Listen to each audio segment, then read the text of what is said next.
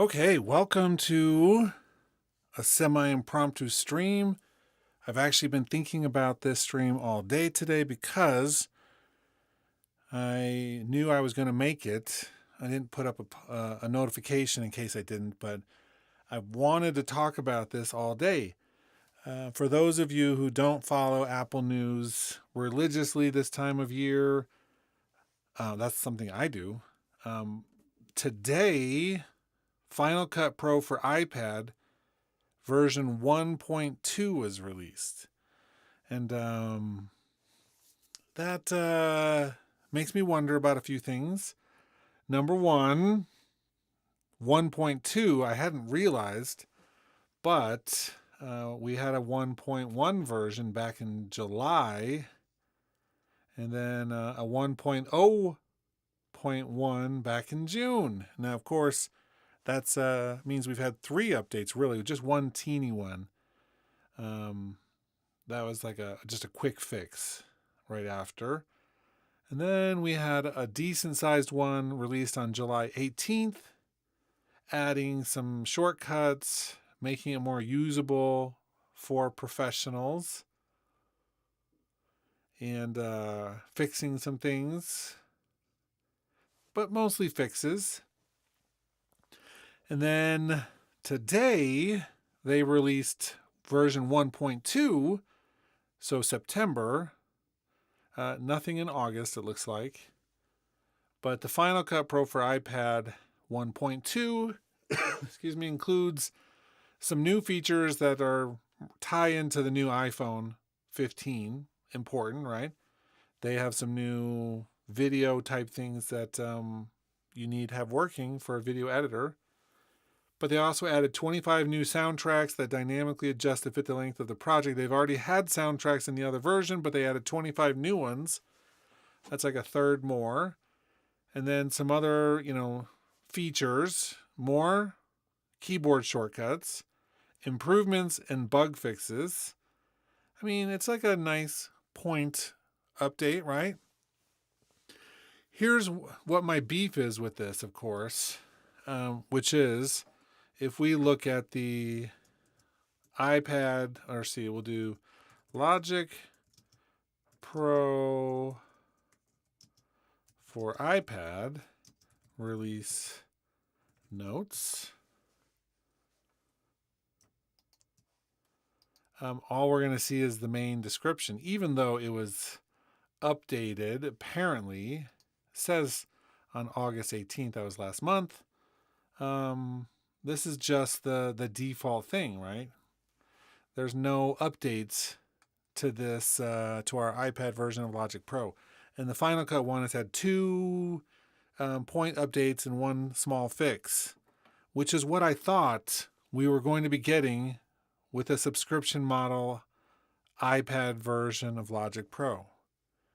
And so here we are still twiddling our thumbs, wondering what's happening and why Logic once again takes a back seat to everything else that Apple's doing. This is the part that frustrates me the most of having a software that I like, owned by a big corporation that cares about the bottom line, yet pretends to care about the people that they are selling things to. Is this going to make me switch away from Logic? Probably not in anytime soon. Obviously, I really like Logic and use it. And I think they've given us a lot of updates over the years that make sense and have a lot of functionality. But what is it about Logic Pro for iPad that has made them release it and then do nothing? Perhaps a few things happened. One of them, and this is the one that I hope, because Logic Pro for Mac is on 10.7.9, right? And so it can't do any more point upgrades without going to a 10.8, which means a bigger update. Or they could just be going to Logic Pro 11. It's possible. They've really slowed down everything they've done except for the iPad version. On this, they've barely added anything to Logic since they added spatial audio, which by all accounts was a vanity project for Apple in some ways. I just polled one of my university classes last week or the week before, and I asked how many people are listening to music in spatial audio formats, and like one person raised their hand in a decent sized class. That's like 1/25 of the class. 1 out of 25 was listening to spatial audio. I mean, that's not a huge indicator. It's not a strong indicator of spatial audio. Now, spatial audio is cool. I love it. I have, the AirPod Maxes. I think it's interesting. I'm not a huge fan of it. I don't actually listen to it all that much, but I think that there's some cool things about it. I've always liked immersive audio. A lot of my research is around immersive audio, and so to make that the only major thing that they've added into Logic in the past, couple years, and then a bunch of smaller things, means they're working on something big, or they're not working on anything at all. That could be the other thing. Q Coletti in the chat says, I think come October we're getting a big Logic update. Mark Gurman from Bloomberg said there's an event in October. Sonoma releases September 26th, so next week. So that's the other possibility. So the first thing was 10.7.9. There's no more point updates. And so they're just waiting until they can do a bigger release when the new operating system comes out.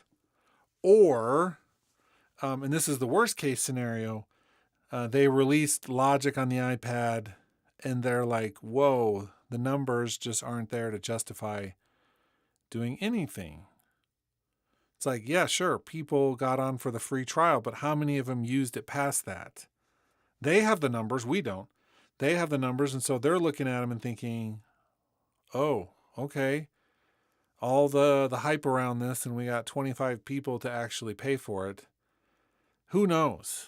I mean, that's the thing. It could be that they're like, halt work on this for the moment.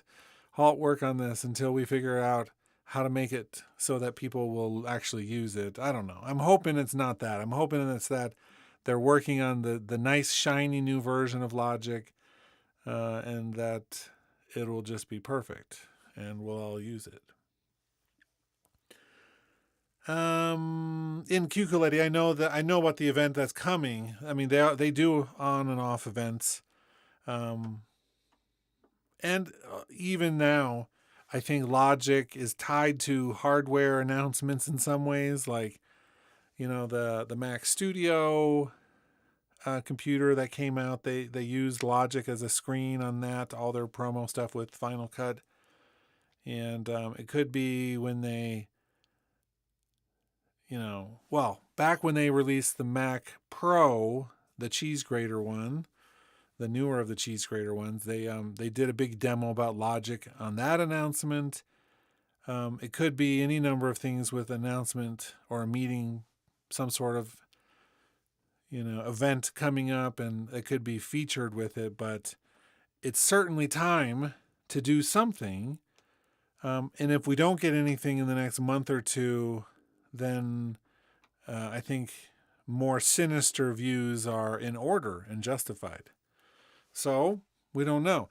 The question that I have is why was Final Cut allowed to be updating it and adding things incrementally?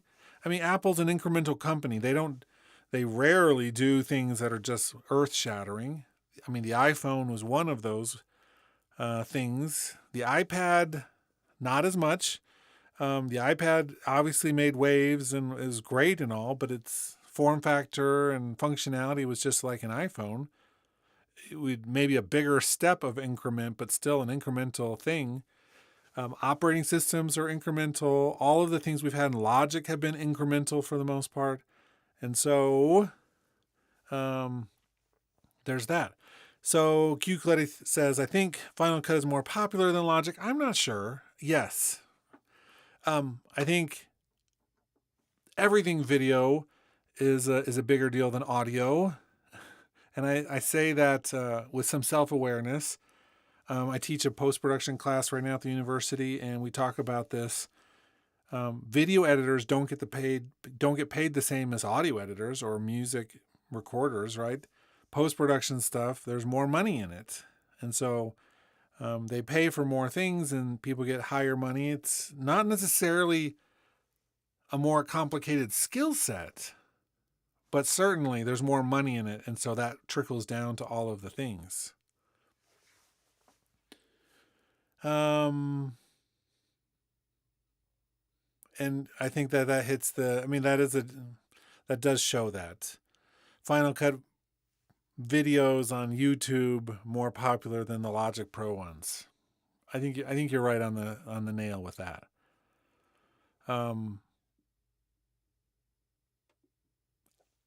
Although that's one of those cycles that is self-reinforcing in a way. For instance, YouTube as a platform is a visual platform, even though audio and music play such an important role, as we who use Logic understand. Anybody who's new and getting onto YouTube is thinking it's a visual medium, and that audio is all second tier to the visuals. And so I do think that particular space would always have more people interested in the visuals and the video part more than the music part. So I think that reinforces with the audience that would be going to those places. That's not to say you're not still right, because you're still right. I mean, Final Cut and visual stuff is probably more popular, but that doesn't mean that the final or the Logic Pro version of the iPad app should have just not gotten any updates between its release time and now we're coming up towards the end of September. I mean, it should have gotten something. I mean, it wasn't perfect. It's crashed on me. It means that there's some bugs in there, right? Brand new piece of software. We're all beta testing it, and they haven't even done like an emergency bug update since it was released. That's like unheard of for a piece of software, which means they're either holding and waiting or it's just not a priority.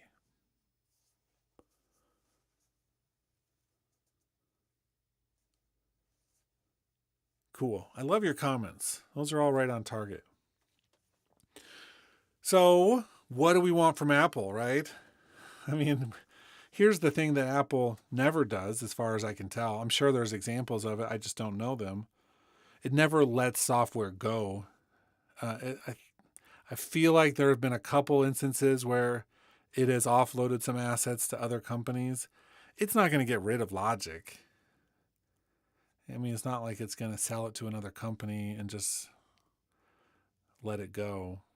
That's not going to happen. It could be that we just maintain a slow and steady pace of updates and things just kind of go as they go. That doesn't sound like Apple either. They've killed a lot of software over the years. I mean, just like outright said, we're done. And I don't think I've ever seen them show up anyplace else, as far as I can tell. Soundtrack Pro. I don't think that's ever showed up anywhere once Apple killed it after they, originally bought it. DVD Studio Pro, which should have died when it died because DVDs were dying, but they weren't dying that fast. They could have kept it going. I mean, just software after software, some of their server stuff, some of their, there was that, the book designer, the iBook textbook designer program that they killed, the web designer software, where you make iWeb stuff. I mean, they kill stuff. They let it go. If it's not popular, they maybe hold on to it to see if they could use it on a rainy day if they need it at some point. They probably have somebody in the archive assets tracking all that stuff and finding when they can actually put it someplace else. Logic, theoretically, if it ever came to the point where they were like, this is more money than it's worth, they could gut Logic for all of the audio assets and put them in Final Cut Pro. That's realistic. That could happen. I'm not saying it's going to, but certainly, I'm sure somebody at some point has said, can we just gut out Logic and put it into Final Cut Pro and make Final Cut Pro one of the best video editors with an audio toolkit, better audio toolkit than any other application on the planet, right? Oof. Who knows? Play Every Day says Logic on Mac crashes frequently as well. Mine does not crash. I'm on the latest everything. When it did crash, it was not Logic's fault. It was the fault of plugins that I had on there that were not yet fully compatible with life, right? And so they were making it crash. Once I sorted out which plugins were making it crash and I got rid of them, it never crashes. It's one of the most reliable versions I've ever had of Logic, because I got smart about which plugins I was allowing to exist in this world. Once I figured that out and made some hard calls about old plugins that I loved but didn't really need stability went through the roof. Let's see. Play Every Day also says dragging all your footage to your iPad to work in Final Cut seems like a lot of work and only useful if you have an iPad Pro. Surprised that it's popular. Now, the new version of the phone, and I'm guessing the iPads as well. I don't know if the current ones are going to do that with the Pro or not. But I don't know if you saw this in the announcement. The new version of the phones allow you to hook up a hard drive and record directly to the hard drive. So this is a huge thing, and something I wanted to include in this video as well. That's massive. Apple didn't want to do that. Apple never wanted to do that. They wanted everyone to get iCloud account, enough storage to transfer things there, a fast connection, either Wi-Fi or, your network, and just use the cloud for everything. Of course, that's not realistic when recording really high quality footage. You can't go to the cloud fast enough. Unrealistic.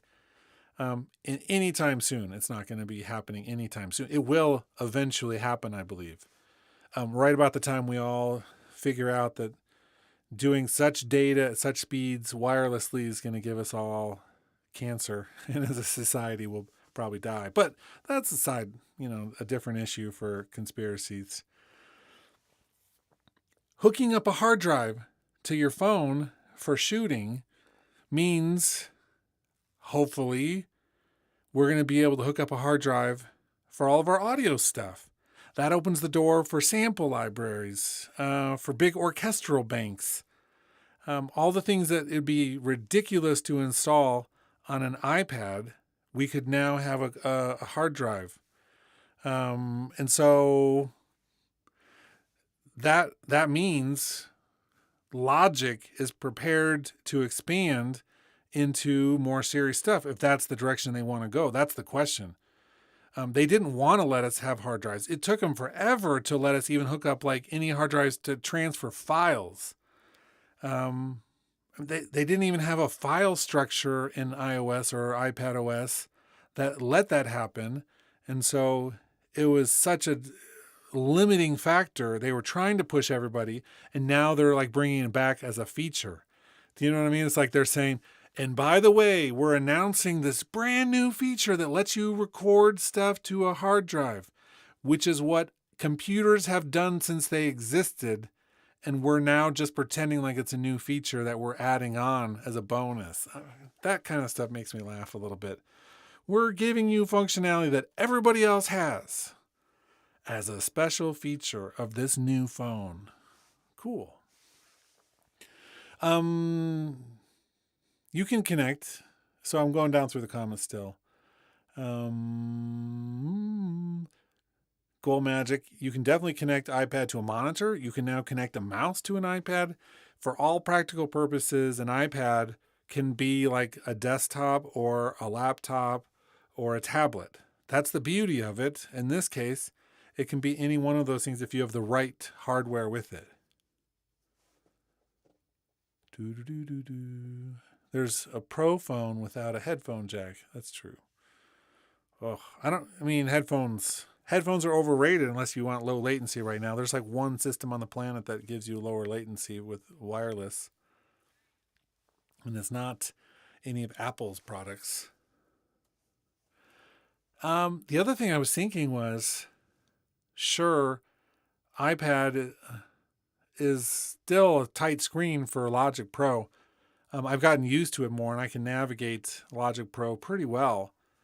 They did some really innovative stuff with the Final Cut version on iPad that I thought was really cool. GarageBand works on an iPhone. And if they get the design right, they could make Logic work on an iPhone as well. That's the problem. They're putting all the smart people design-wise in a room and having them design iOS stuff and phone stuff and all the apps that go along with that. And then there's a team that's working on Logic Pro for iPad. And having seen the version of Logic Pro for iPad, it's like the ones who are in the bottom of their class of design school. Now, if you're watching this and you're one of those designers for Logic Pro for iPad, I'm sorry. I'm not trying to insult you personally, but those interfaces for the instruments with the row after row after row of the same looking knobs that are just different sizes is one of the worst designs I've ever seen. And if I was designing it, it wouldn't be great, but it would be better than that. No question. That's just saying the bar is low. Not that I'm a good designer, just to be clear. Ooh, so Q Coletti just invented the new version of Logic for iPhone, calling it Logic Go, which is genius. I mean, yeah. Why the heck not? Geez, that could be like their whole new line. You should really trademark that right this second. I'm not going to take it because I don't want to bother. But it's genius. Logic Go. Final Cut Go. Final Cut Go. Man, that's something. I remember I was sitting with a friend in North Carolina. I lived in North Carolina for a while and taught at Appalachian State University. We were sitting around on a Sunday morning, and this was before the iPhone, like a couple years. And I remember thinking, the minute Apple figures out how to make one of these iPods that they got that are so cool and give me a phone on it, they're going to take over the whole world. And I should have gone into computing, I guess. Instead, I picked working with Logic Pro music and audio, which is definitely my passion, but geez. Ugh. You'd have to have been there to believe it, I suppose. I mean, everybody could have said that. That's not like a big secret, but they figured it out. They figured out how to do it right before anybody else. And then we've had decades of just incremental updates. Nobody's willing to take a big gamble. They got billions of dollars and they don't want to gamble because a little gamble, a little failure, and they lose $1 billion in the stock market. I mean, that's the problem right there. It's all about the money. And there's less areas of true innovation. Everything's just trying to make it better. Who am I to say? I couldn't do it. There's a lot of logistics involved with being innovative right this moment. Man, would I like to be in the room calling the shots on what happens with Logic next, though? Dear Apple, make it suck less. What would you say?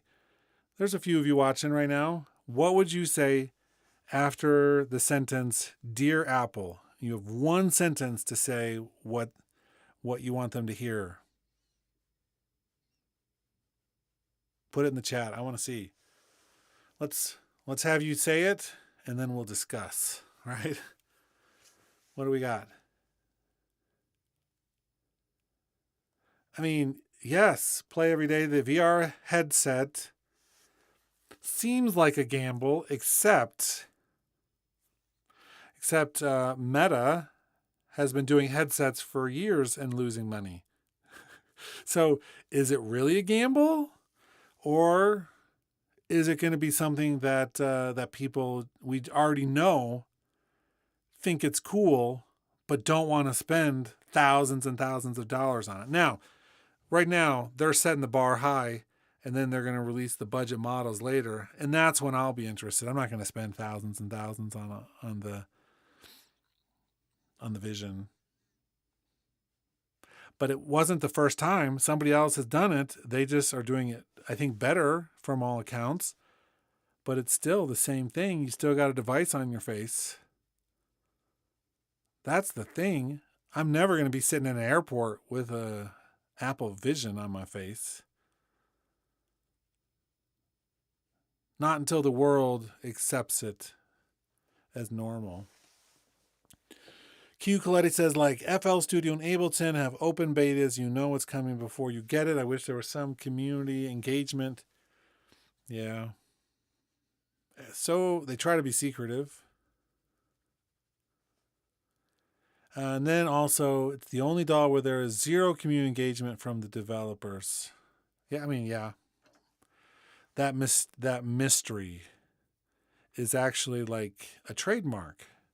It's not accidental. I mean, you think that it's not to protect trade secrets. Those slip all the time. It's not because it protects them. It would actually help in some ways with the development, right? What it does is create something out of nothing. It makes us want it. It makes us talk about it like we're doing right now. And at the end of the day, there's like a certain amount of satisfaction when stuff releases, right? I can't tell you how many times I'm like, oh, Ableton's new version finally came out that I've known about. That's cool. But I tell you what, Christmas Day, when somebody gives me a present I didn't know was coming, there's like some sort of drug in your brain, chemical reaction, and all of a sudden you're like, oh my God. You know, it's like, okay, I'm in. It's like we want to know, but we don't want to know. That's the genius of this whole system.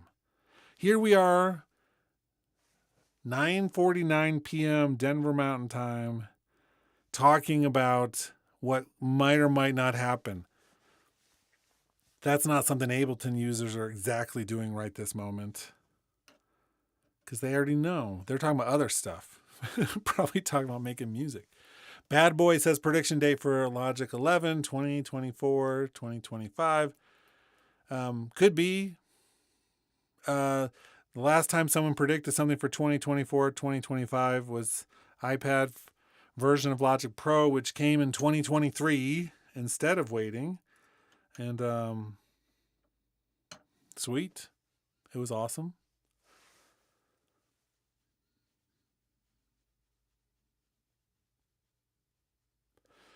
And then, let's see, FL Studio Beta just dropped, and they got audio stem separation. Cool. I have a version of FL Studio on my computers right this moment. I've been a user of FL Studio since 2007, early 2007, maybe end of 2006. I know that because a company paid me to make a tutorial video training series. And so I dug in and learned it. And I've been a user ever since on some level. Easier now that it's for Mac.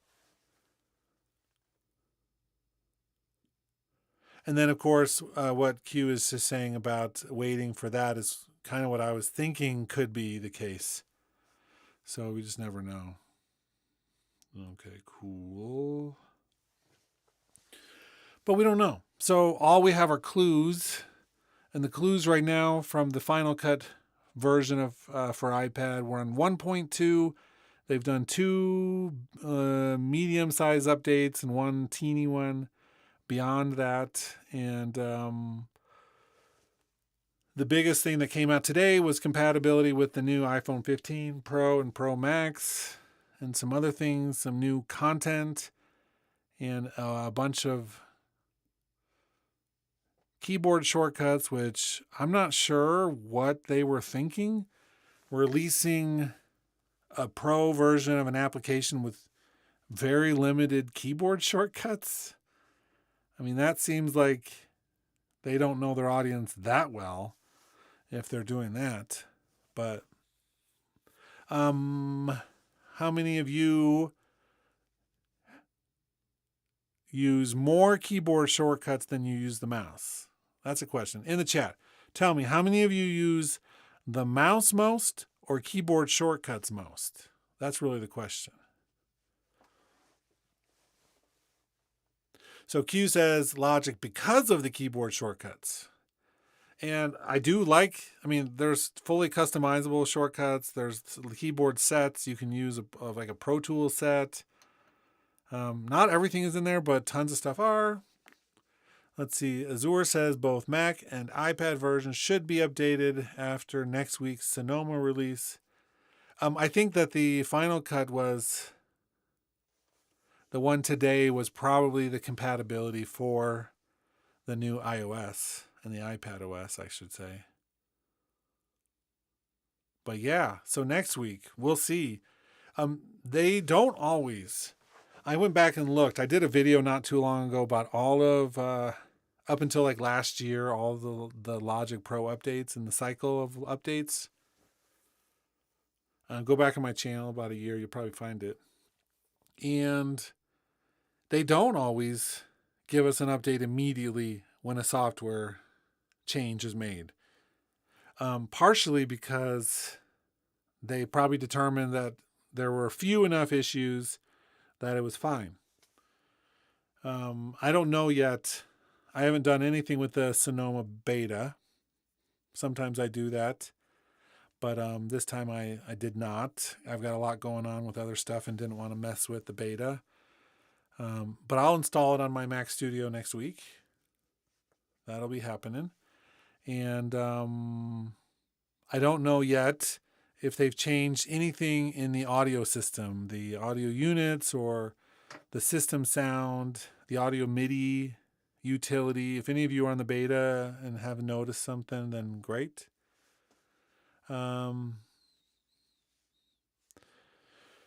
If they updated anything there, and actually the last couple years, the only things they've really added in were the spatial audio stuff, which was required for Logic to do the spatial audio.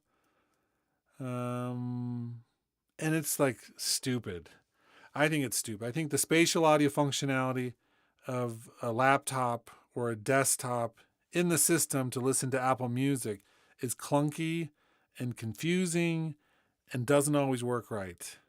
It's not as hasn't been as smooth as I think that they wish it was. So if they've updated any of those parts, then maybe Logic is really going to need something. But there's a chance that Logic won't need to be updated day one. Or they'll drop an update later this week in advance. Here's the thing with the new version of Logic. It's not going to just work on Sonoma. It's going to have to work back with most of the operating systems that Logic is currently working with. It may drop off the bottom one. It's like they always do the low-hanging fruit at the bottom and say, you know what? It's been long enough. You'll have to stay on the current version of Logic and then everything past that point. So they could drop it now because it would be compatible with our current operating system in advance of it. That's what they're probably doing with the Final Cut Pro that got released today. It wasn't just the iPad version, it was the OS X version. And so both of those got updates ahead of this. It could be that on Thursday of this week, we'll get Logic stuff.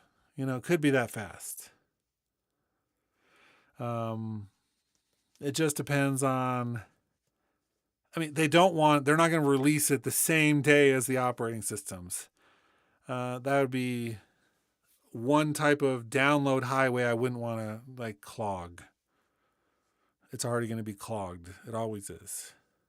The more devices they have out there, the more people that download it, either on purpose or accidentally. Accidentally meaning they have automatic updates turned on, and so it just downloads the operating system in the background and then waits for you to notice and then install it. And that is definitely not true. Logic updates are not always on Tuesdays. I've definitely had them on other days in the past 5 years. It always feels like they're on Tuesdays. I know exactly what you mean. They never happen on Mondays. They never happen on Fridays. But I've had them on Wednesdays.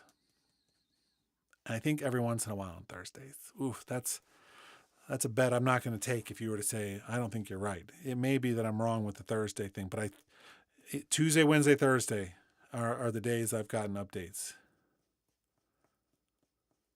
And obviously never on the weekend.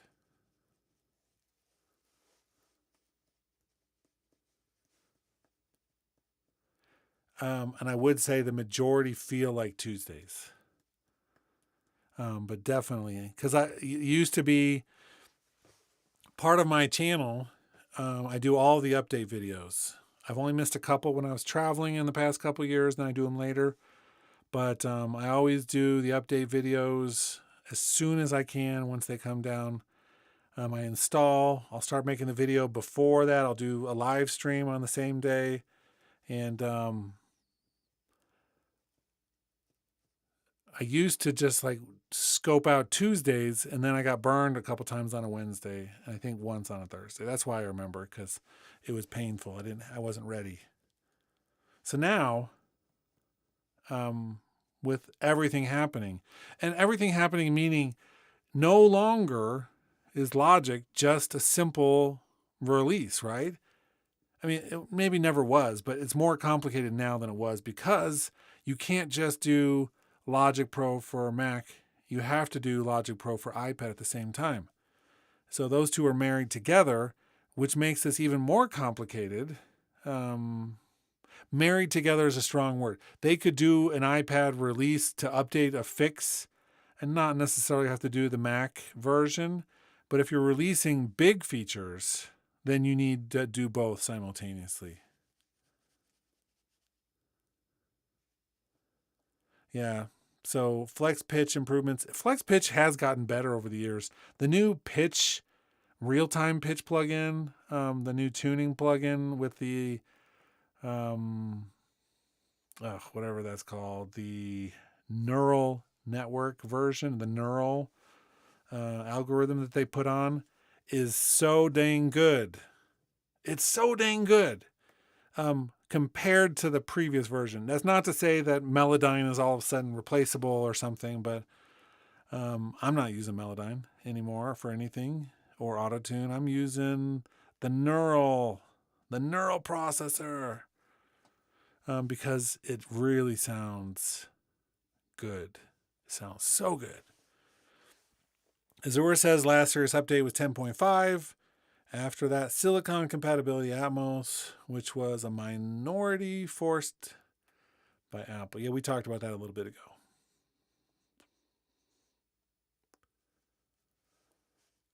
Yeah. Oof. Well, they're not, because it's all part of Apple Music. I mean, here's the thing. I'm going to list out a bunch of formats.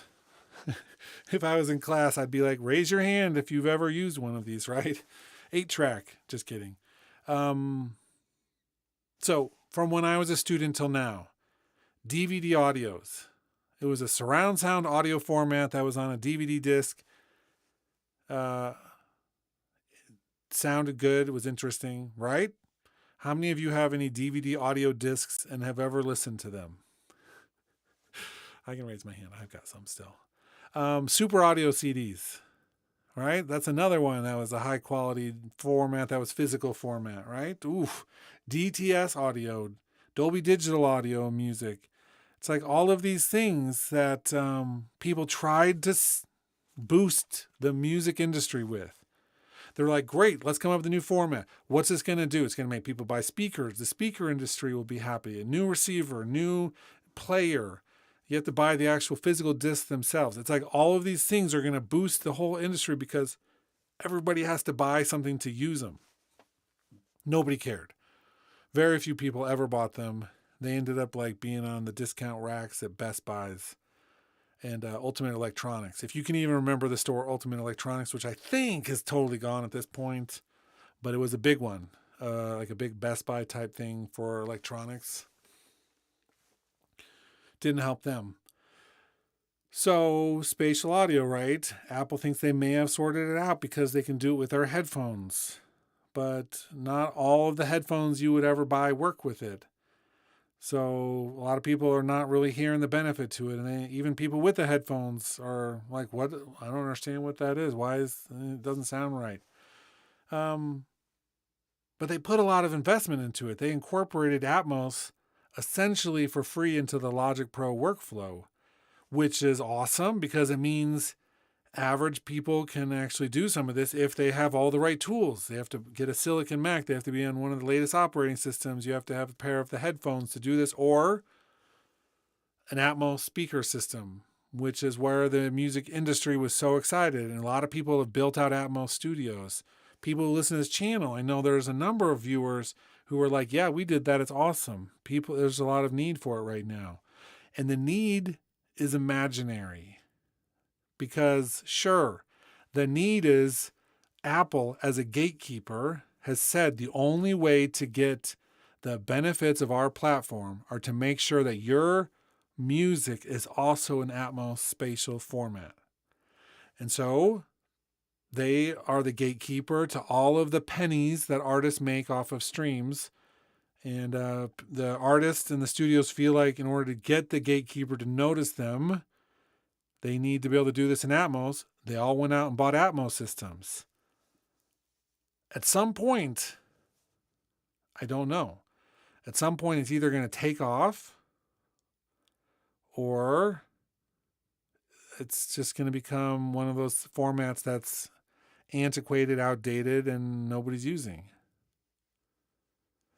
My opinion is that the problem is this, is that Apple Music is great. Half of my students or more don't even use Apple Music. They're using Spotify, which is worse for artists, by the way. But not everybody's using it. The place where people are using stuff, that would be video games. Spatial audio and video games. Dolby Atmos needs to fix two major flaws in their design to get more used in video games. One of them is the cost model. Video game engines like Unreal Engine uses ambisonics, which is a free format for them. It doesn't cost them anything to incorporate it. The other problem is that Dolby Atmos for spatial audio is only top hemisphere. That means it's like shoulders and up. They don't do any sound below. So you can't look down with your head tracking on and hear sound that's coming from the bottom. That wouldn't work for video games because of things like footsteps and other sounds that may be coming from below you or behind and below you. It's like you want to hear footsteps down, right? And so they need the full 360. And right at this current moment, Apple Spatial Audio is just waist up. And so you're only getting half of a 360 sphere. And so that's half of this that's not there. Now, I think they are, there's formats that they've already talked about and maybe even releasing which do more, but we're like halfway in. I mean, are people going to start changing their Atmos studios to include sound from below? Think about that for a second. That's an impossibility in many cases because you're not suspended in the center of a room with speakers below you. But they've been doing head tracking with ambisonics and a 360 sphere for years now. And so that's like old technology, and it's available in VR headsets. So now everyone's going to realize if they want to do things in the full 360 for spatial audio music releases, they're going to end up doing it all on headphones And most of the technology that they just spent all that money on in recording studio mix environments is going to be wasted. Or they're just going to ignore the bottom hemisphere and just do the top anyway. It's complex. And people are making decisions because the gatekeeper Apple says we need this. And it's not bad. Apple's done more for audio. And I'm not going to I'm not an apologist for Apple. Apple's done more for music than almost any other company. Both good and bad. They've definitely done more. The iPod, iTunes, finding a way to make it so people could actually stream music online in a structured way past LimeWire and Napster, right? Now, they've also devalued it a little bit by making it so affordable that there's just no way to pay artists more. There is. They could, but there's not a huge pot when it's so affordable, if that makes sense. Let's see, a couple more. Let's see. Bad Boy says, we need screen recording with sound. What do you mean screen recording with sound? I don't know what that means. We already have screen recording with sound. Anyway, let me know what you meant by that. We're going to wrap up here. We're going 46 minutes. And I need to go do some other stuff with my night before the end of it.